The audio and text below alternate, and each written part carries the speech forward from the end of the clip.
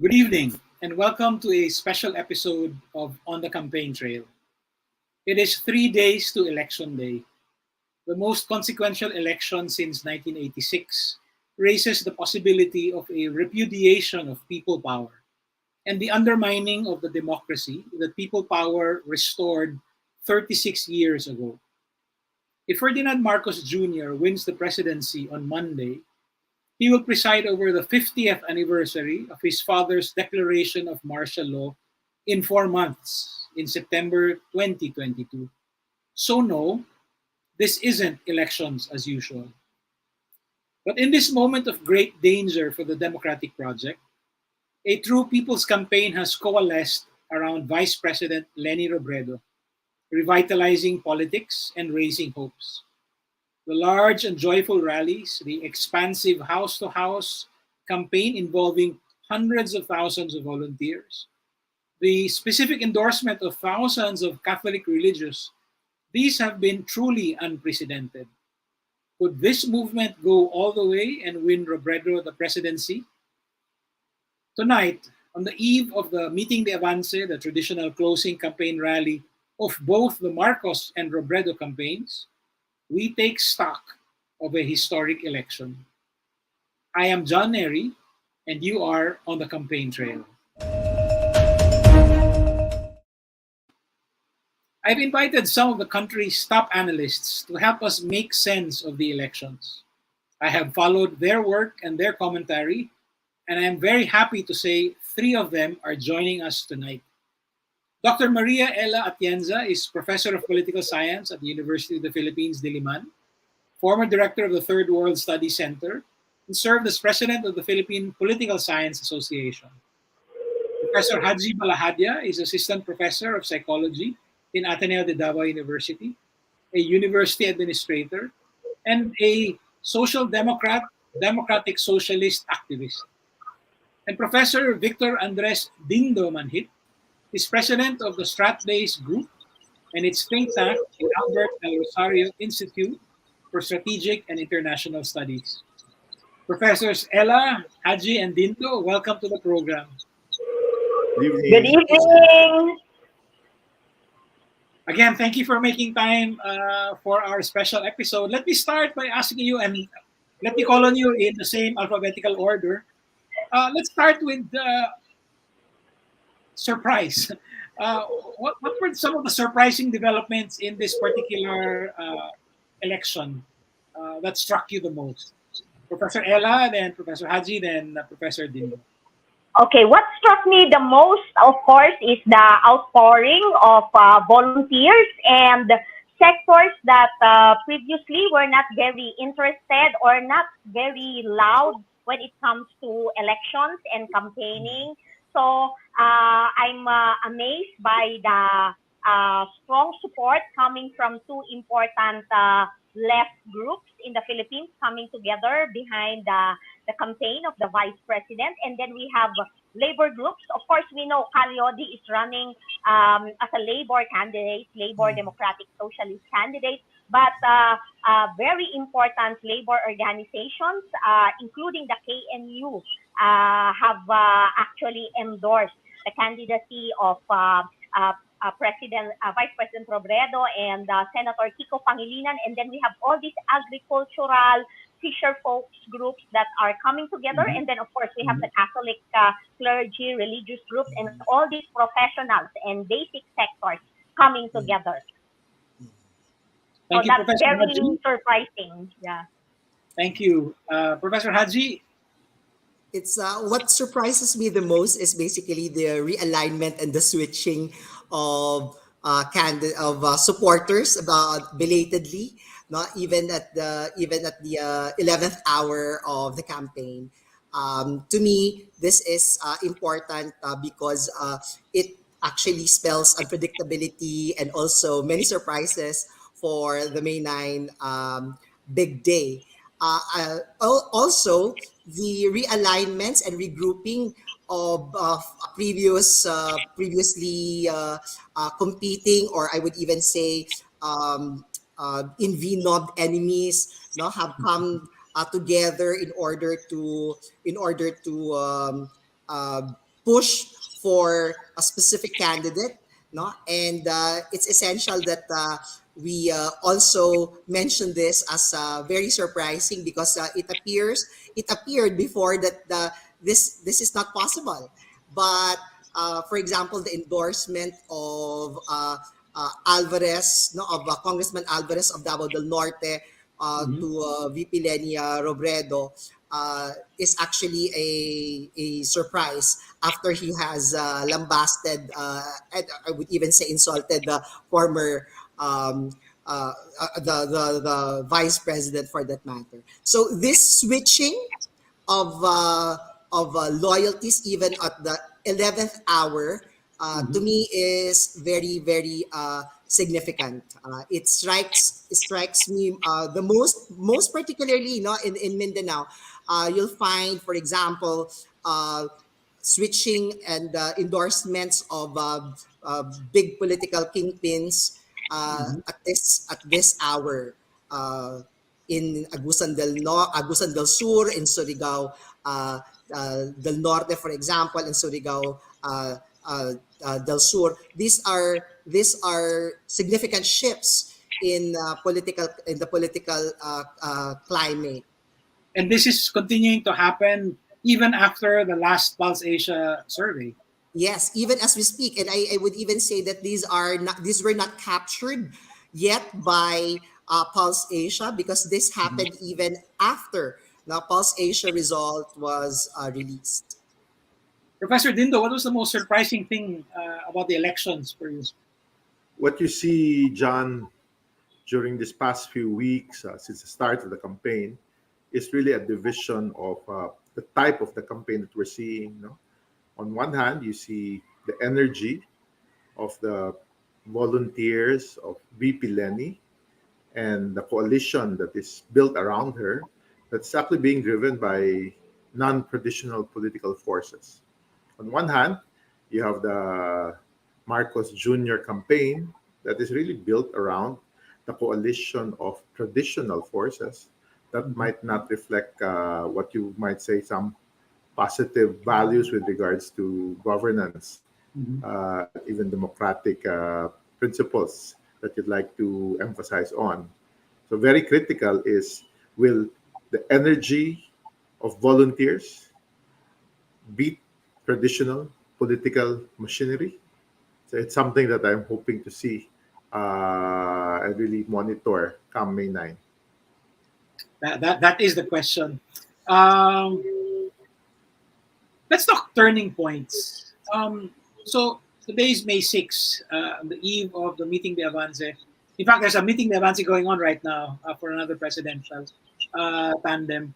I would like to ask you if you could point to one development in the last maybe 6 months or so, which led us to where we are today. What would that development be? What was the turning point? You think, uh, Professor Ella? I'm sorry. You've been Yeah. muted. Hold Okay. Yeah. Maybe in terms of turning points, I was actually surprised that finally the Makabayan bloc has decided on. to support. Finally, the VP Lenny worked with Akbayan, worked with other sectors, and even some politicians to push for the candidacy of Vice President Robredo, and at the same time also the outpouring of the religious sector Mhm. actively campaigning and actually going out of their way to convince parishioners and other sectors to support the candidacy. And of course, maybe the former Speaker Alvarez, in a way, turn around and support for VP Lenny. That's the second mention that we have referencing Alvarez, who, of course, played a very key role in getting Duterte to run for president in Yeah. 2015, 2016. Mhm. Professor Haji, for you, what was the turning point that brought us here? I think the turning point from the Mindanaoan perspective, I think the turning point would be the how the Rosa tandem was actually put forward as almost bizarre tandem uh, because this challenging, of course, of um, the monolithic tandem of BBM and of course Mayor Inday Sara. This particular tandem, which was put forward by working millennials and of course even sounded off by no less than Congressman Joey Salceda, is has gained traction between and among local politicians in Mindanao. So you can find I find it very significant because this is the same tandem that they are the Mindanaoan politicians are pushing. This Rosa tandem has challenged the the the strong what seemed to be as a very strong and unassailable tandem of BBM and Mayor Inday Sara.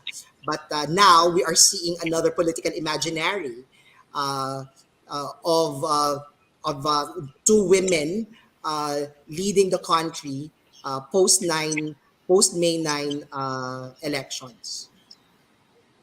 This reminds me of the 2+ million voters in 2016 who voted for Duterte and Robredo. Uh, I remember former President Ramos telling me that was another Roro for him, Rodrigo Duterte and Robredo. And it may have been key to their victories, both of them. Professor Dindo, what about you? What was the turning point, do you think? Me, I'll try to look at the numbers since the filing of the campaign, and I'd like to really drive a point there that we saw how Marcos, with his unity with Mayor Sara Duterte, was able to build really from a 20% preference to where he is today, if you will follow the surveys.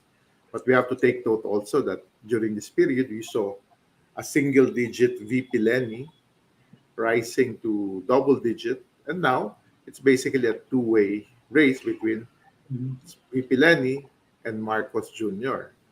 And and I would like to follow up on some of our discussions. No? When you see those Yes. shifting of alliances and movements in Mindanao, even started by some politicians in the Bicol area or southern Luzon, the Rosa, are we seeing, or even in Eastern Visayas, are we seeing really an evolution of alliances that will break that coalition that is being perceived with a Marcos and Sara Duterte and might drive some support and stronger support for a VP Lenny?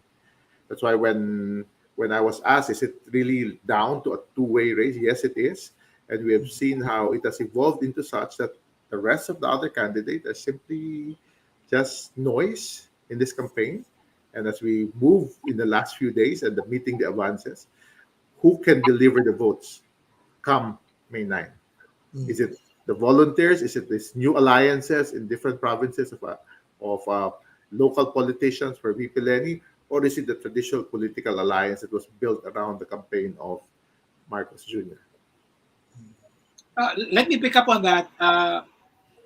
So a follow-up question for you, Professor Dindo, about Marcos's rating. So how did he pick up from the 20% or so ratings, which we had when Sara Duterte was still included in the list of presidential prospects, to this almost unprecedented series of majority ratings since November?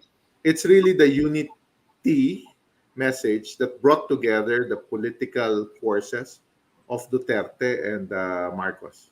If there was a Sara Duterte in our own institute's survey that was done late October with Social Weather Station, you would see a very tight race late October, early November between a Marcos, a Sara Duterte, and VP Lenny. But when you had Sara Duterte stepping down and even Bongo removing his name in the list, you saw that jump really for Marcos Jr. from simply 20 to 47 to where he is in some surveys, which is mid 50s. So it's really a Professor Ella, consolidation of those forces. thank you, Professor Dino. Professor Ella, is it right to attribute this political maneuvering that made the Marcos Duterte tandem possible to former President Gloria Arroyo? I mean, could this be one of the turning points when she brokered this political tandem? Yeah, in a way, because we were anticipating that Sara Duterte will finally run for Mhm. For and president. because hello, yeah, we were hoping that Sara Duterte will finally run and the placeholder will just be Senator Bongo, but then she refused to join PDP Laban, and finally she decided to run for vice president. So that consolidated the partnership between Marcos and Duterte, and that added to the numbers, at least the survey numbers behind the candidacy of Bongbong Marcos. So in that Mm. sense, also maybe we can credit the former president for bringing the two together, and of course, the decision, of course, of Sara Duterte to slide to vice president instead of running for president. It is a political consolidation that even up to now puzzles President Duterte, right? And he said Yes, more than once, I yeah, can't understand why my daughter decided to slide down. She has the Mhm. yes, higher rating. But it seems to Yes. be a working combination. yes. Mhm. Professor Haji, Mhm. not to put you in the spot as the representative of Mindanao, but Mhm. what explains Sara Duterte's undeniable political pull? I mean, Well, Mayor Sara is actually a very distinct political animal in Mindanao. I would even say that her influence could not really be undermined. Uh, Given that she has ousted, for example, no less than a Alvarez. former speaker Alvarez, Mhm. and this um, because of this particular influence, no, because of this particular influence, she's able to pull up even the numbers of Bongbong Marcos. If you look at even the numbers, you'll be able to find that a huge fraction of the supporters of Marcos are really solid, no, coming from Mindanao. So uh, Mayor Sara was really able to deliver a huge block of supporter for former Senator Marcos. So as I've said, uh, Sara is a very distinct political animal because she really has a decision on her own. Mhm. She does not follow also her father's wish, and Mhm. as you've said, it still puzzles no less than the president why she has decided to run as vice president instead of the presidency, when in fact she was actually a front runner in the early surveys. So this particular uh, showmanship or semblance um, of uh, of decisiveness on her part may actually be very personal to Mayor Sara, without no carving a different type of identity from her own father. I see. Another Mindanao-related question, Prof.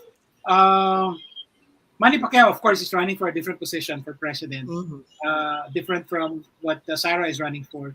But I've heard people say that perhaps Pacquiao would have an impact on Sarah's support for Marcos Jr.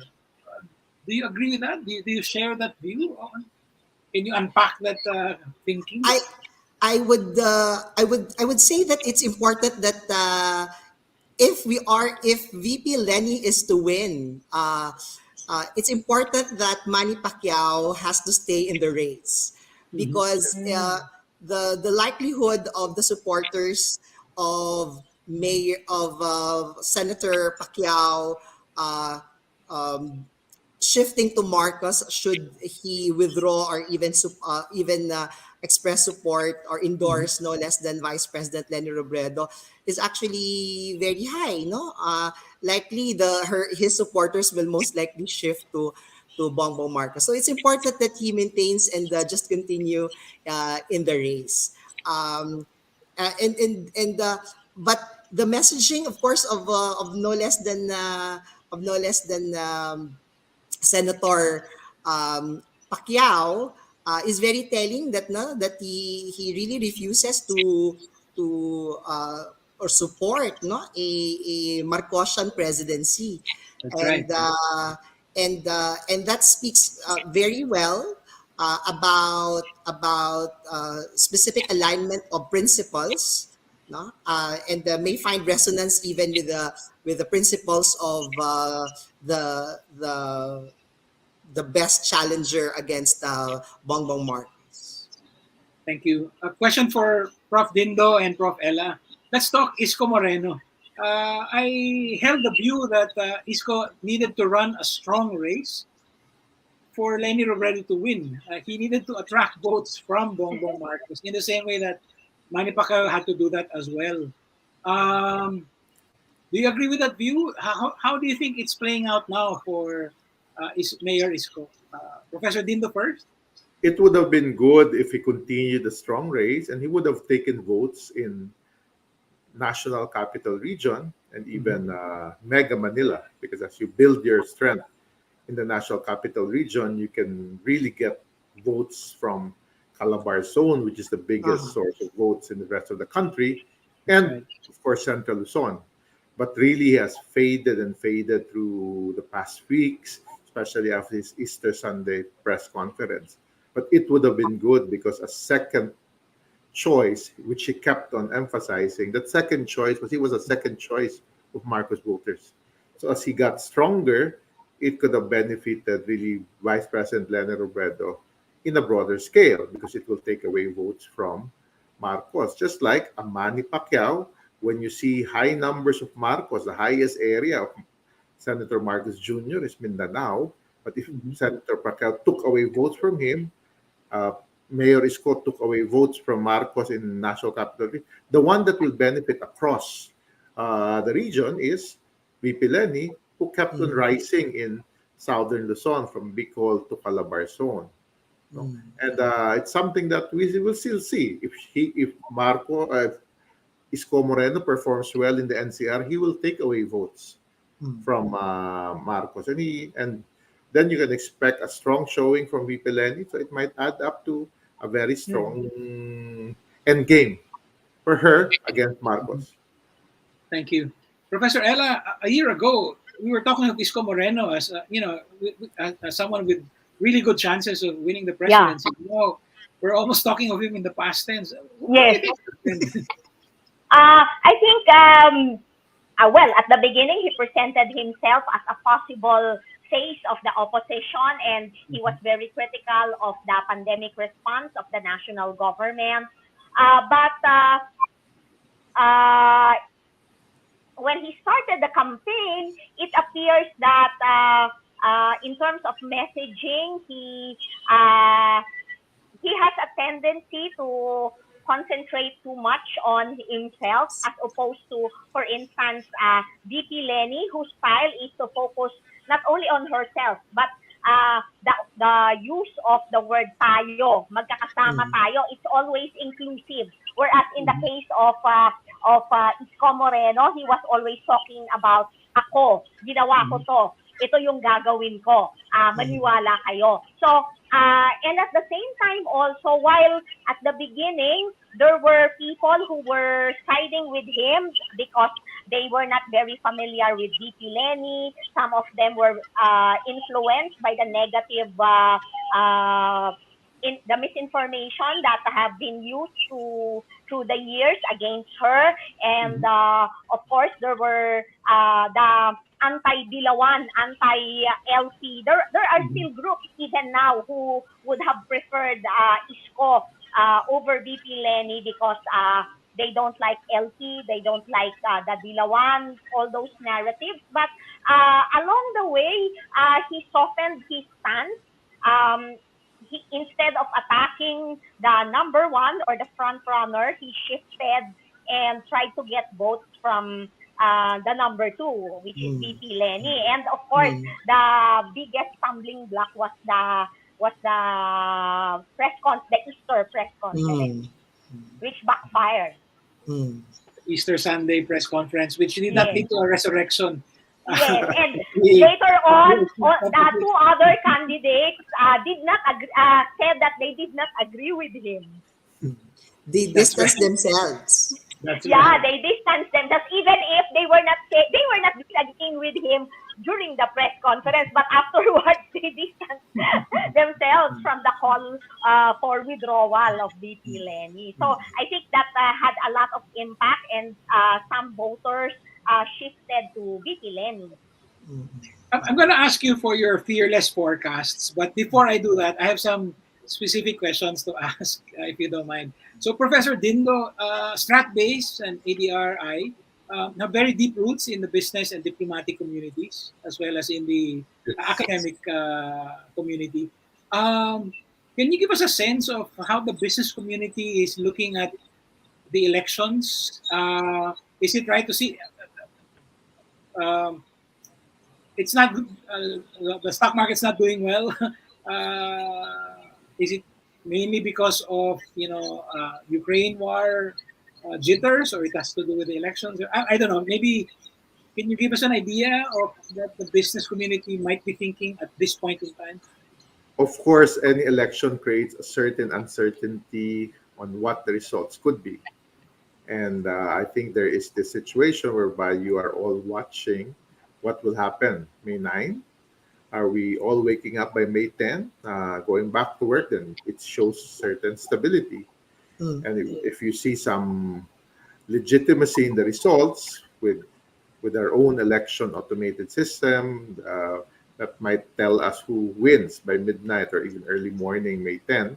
So it creates that certainty after, but now it seems that it's a wait and see attitude. Of Mhm. course, on one hand, you have a Vice President Lenny Robredo who seems to look like a government in waiting, ready with their comprehensive plan, uh, to ready to execute with the different volunteer former public officials, former business leaders with them, and even economists. But on one hand, there's this always this fear of what is behind the unity call of Senator Marcos Jr. And beyond that unity call, is there really content and substance? So they will be watching out after that if there will be a, a strong acceptance of his victory, if it's a Marcos Jr. victory, and the next steps that he will take. So it's very critical what the cabinet and the government that he will form. More than that, there in a VP land where there is a certainty that she will come up with good people who's ready Mhm. to serve government. Yes, thank you for bringing up that point. I really like that idea Mm. that Robredo is ready with a government in waiting. I think that's an excellent point. Professor Haji, not to put you on the spot, but one of the turning points of this election was, I think, the Basiglaban Mm. Yes. rally. It was when people realized, wow, you Mm. can really mount large grand rallies. Uh, but Mm. you got some hate Oh yeah. there coming your way because you also pointed out that there were not enough representatives of the basic Mhm. sector Yeah. speaking Yeah. in those rallies. Yes. Um, can you walk us through what were you thinking and then what happened? What has happened since? Well, two things. One, I was actually pointing out the missing link in that particular rally, which is basically wider and deeper inclusiveness, no, some Mhm. inclusiveness, because to my mind, I think that the basic sector should really be reached, no, and while there were a lot of hate speeches and bashing uh, pertinent to what I actually pointed out, but I think they were able to realize it, and that's even picked up by some observers that they really need to go house to house if they are to win, because to remain in their echo chamber, that rallies will make them win. Huge rallies will make them win. Will never be enough. So uh, I'm pretty much elated that I was able to put the message across that huge rallies may be a welcome development in the political team of no less than VP Lenny, but it will never be enough for her to win. It should really be boots on the ground. That house to house that we are seeing now is maybe no maybe a response not to something which I have pointed out, to really engage in a politics of encounter, yung tao sa tao, they dubbed it, but it's to me I call it a politics of encounter, uh, without proselytizing these people to their group, no. But to me, it's important that this was picked up and they are able to address that, and hopefully that will be reflected in come May 9. Thank you. The politics of encounter. I think Pope Francis would approve. um, Professor Ella, on election day, what should we, as citizens, as election observers, what should we watch out for on election day? Okay, on election day, of course, get as many people out. All registered voters should be convinced to come out, vote. Of course, we have to observe health protocols, safety protocols, but we also have to make sure that our votes are counted, observe, follow up how your ballots are uh, placed in the machines. Let's try to be vigilant, because there are already reports that some people, teachers are being replaced. Those who have been trained are being turned away and replaced by other groups. There are also reports that are currently being verified of money being distributed, so that there will be some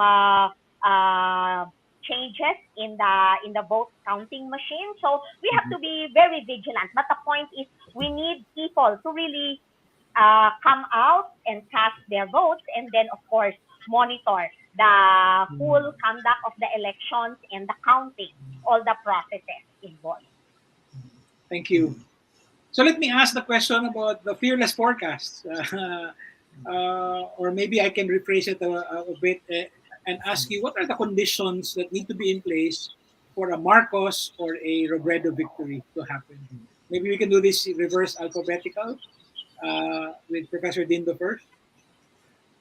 For me, John, it's really when you look at the numbers for Marcos, it's about ensuring that these numbers, these preferences in different surveys, turns into actual votes come May 9. Mhm. On the part of a VP Lenny campaign, it's really disproving these numbers, getting the volunteers that we have seen energize rallies after rallies to come out as they continue to knock on the doors. The final knocking on the doors is getting those people that they engage to come out on May 9 and vote.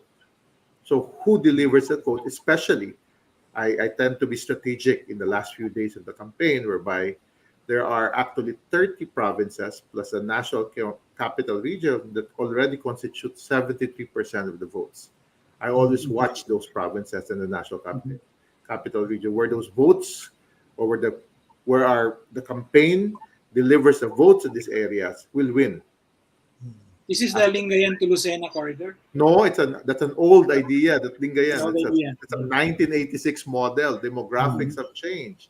So You the speak 30 of provinces. Pangasinan for Region 1, so there's no such thing as solid north. That's a myth of the past. That's nothing. Only Pangasinan matters. Cagayan, Isabela, Central Luzon, maybe a big part of it. Calabar Zone, NCR, the Bicol region. Yeah. It's Cebu, it's Leyte, it's Iloilo. So it's province by province. You Yeah. really need to create your own election battleground, and from there turn your supporters into actual votes come May 9. Thank you. Professor Haji? I think if Marcus is to win, he just needs to maintain that numbers. He needs to dribble. He just needs to dribble easily those numbers. But I guess it's important to put everyone on notice that we have not captured April 22 until May 9. So what we are seeing is, of course, this particular interregnum, no, this from April 22 until May 9. Will the volunteers of VP Lenny be able to deliver? They need to double time or even triple their effort uh, in order to catapult VP Lenny to the presidency. And it's important to understand that they also need to expand the more volunteers if they want VP Lenny to win. Thank you. And Professor Ella?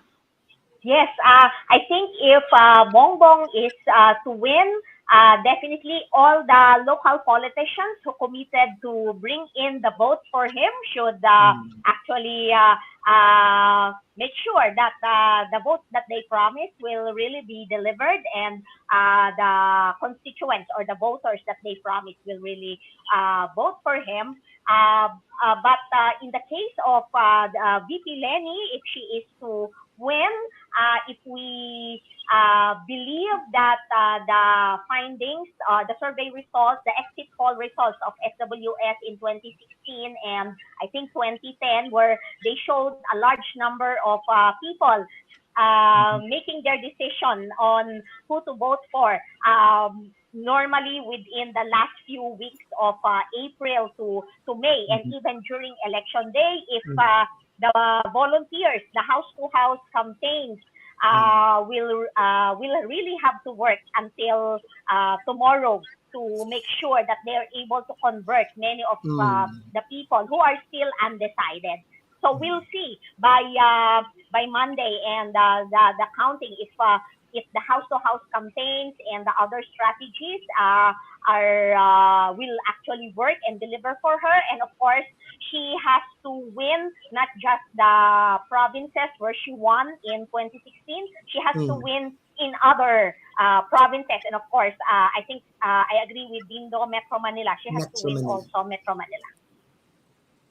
Thank you. I have so many more questions, but we've run out of time. Dr. Atienza, Professor Balahaja, Professor Manhit, thanks very much for your Thank time you. and your insights.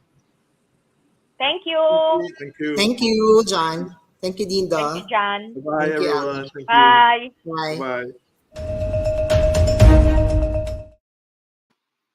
The 2022 elections could well be another 1998, a runaway vote. Or it could be a close one, like 1992 or 2004. Whatever happens, we can be certain of the following. The next 6 years will continue to be turbulent. That's it for us tonight. Make sure to follow Rappler coverage of the vote.